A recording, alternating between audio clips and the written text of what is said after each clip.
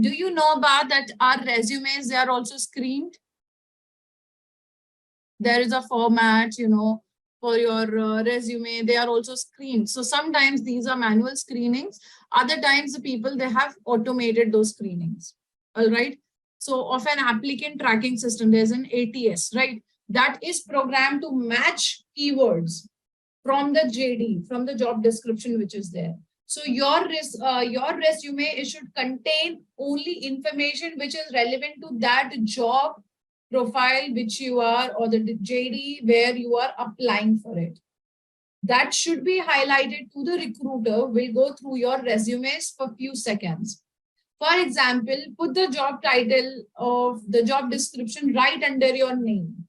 Sometimes, you have to curate your resumes for the places that you're applying to. Do not just keep one sample ready of your resume, ready to, kind of throw it out to the world. Curate your resume for the kind of role that you are applying. Maybe you're a full stack developer, but you're applying for a web developer. Highlight those things. That should be the main point in your resumes that should be highlighted if you're applying for a web development role. Then only in the screening, there were this applicant tracking systems which are there where the screening happens for the resume.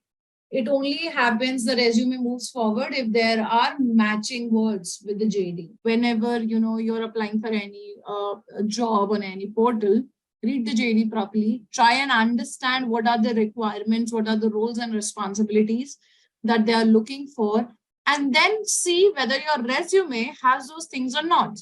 If not, add those.